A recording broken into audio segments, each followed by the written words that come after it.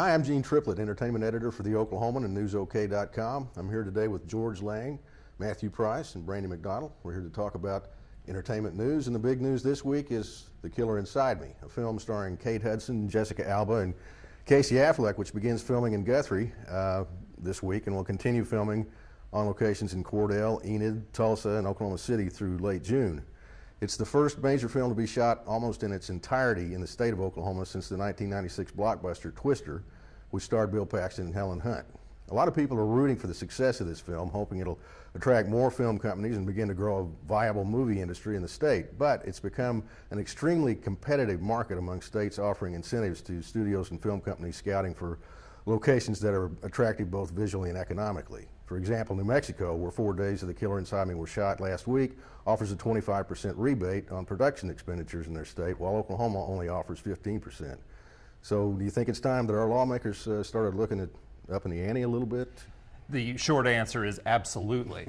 Okay, if you look at what New Mexico has been attracting lately, they shot Sunshine Cleaning there, which and so they and in addition to that, there's also one of the best shows on TV right now, Breaking Bad, which Bryan Cranston won an Emmy for last year. That is filmed on location in Albuquerque.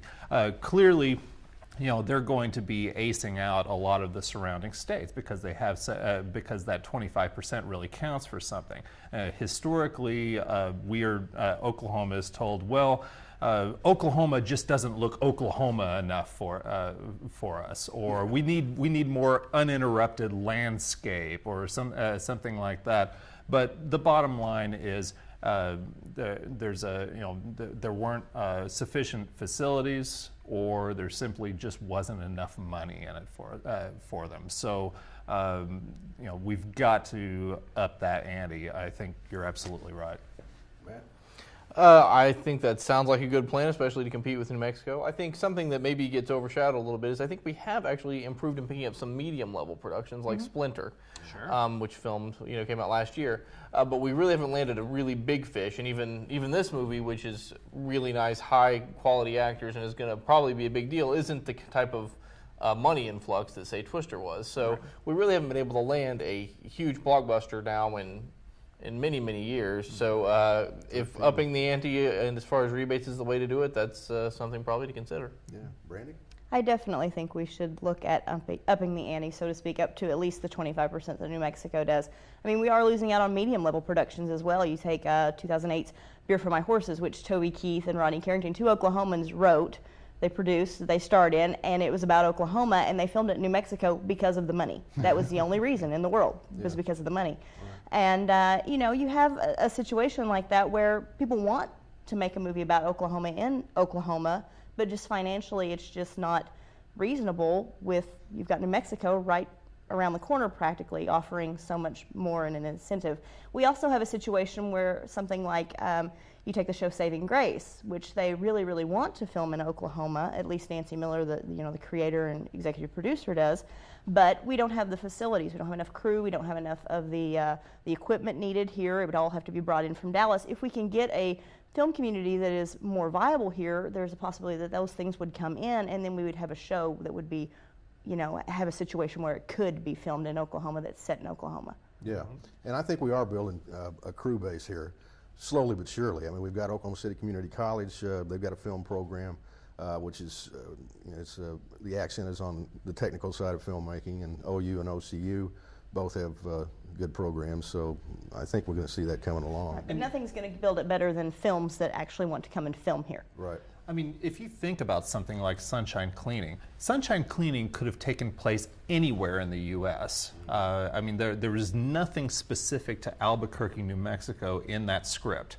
and yet they adjusted, and because that was the best deal that they could possibly get. Yeah, you're right. I think we got lucky in this case.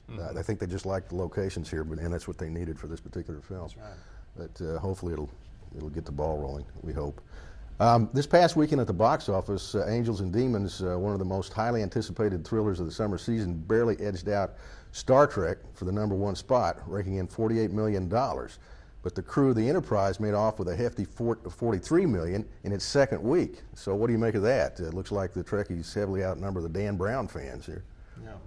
Well, I mean, I think that it comes down to a couple of things. The Angels and Demons really didn't get very strong reviews nationwide. I think on Rotten Tomatoes it had about a 39%, and Star Trek, by stark contrast, 95%. Mm-hmm. And then also you have an incredible word of mouth. And I mean, I went to see it on Wednesday last week, and I haven't stopped talking about it. I loved this film. It was really one of the best times that I've had in the theater in many months, and so I think that really counts for something. And so all of the people who went the first week told all their friends, and they're going, and that's just going to continue for a while. I think this film has legs. Yeah, I think Star Trek is positioned to be this year's Iron Man, the movie that people keep talking about. Mm-hmm. We were looking at some early tracking from MovieTickets.com where Star Trek was outselling Angels and Demons at the early part of the week. In fact, I talked to George early in the week. He said it wouldn't be completely out of their own possibility for Star Trek to hold on to number one over Angels and Demons. Almost did it. And they came really close to doing it, within $5 million. So I think, you get strong word of mouth on a franchise property that people have heard of and they want to kind of learn more about. You have a chance to really have a long-running success, and I think they're going to continue to do well this summer. Mm-hmm. Brandy? I do agree. I think absolutely you can't beat the kind of word of mouth that Star Trek got. I think that initially what you got the big weekend off of was a lot of Star Trek fans, and there were a lot of people who kind of reserved judgment, who had maybe been burned by Star Trek before, who waited to hear what people were going to say about, if I'm not a big Trekkie, is this going to be for me? And I think the word of mouth and the positive reviews definitely have caused Star Trek to be a lasting success. On Angels and Demons, the movie actually got better reviews than the first movie, Da Vinci Code. And I've actually heard several people say that it's a better book and a better movie. But it didn't have a lot of the controversy that the first one did. I mean, there were a lot of protests by different Christian groups and things like that for Da Vinci Code. In this case, they stayed relatively silent, and they didn't do anything to publicize the film at all. And so they didn't have that push. But I also don't think the studio was necessarily expecting Angels and Demons to do as well as the Da Vinci Code. That is not the best known of Dan Brown's books. I mean, Da Vinci Code is his book that everybody knows. So I think that it did well, all things considering, but I just don't think that you're going to be able to beat. I think it is going to be the Iron Man this year, Star Trek. I think we're going to see it persist throughout the summer and be in that number 2 spot, maybe that number 1 spot if there's a down week, kind of throughout the next month or so. Yeah, well, I think it's definitely looking like a Star Trek summer here. All right, well, that's the entertainment news for this week. Thanks for joining us for Entertainment Insider, and please join us next week.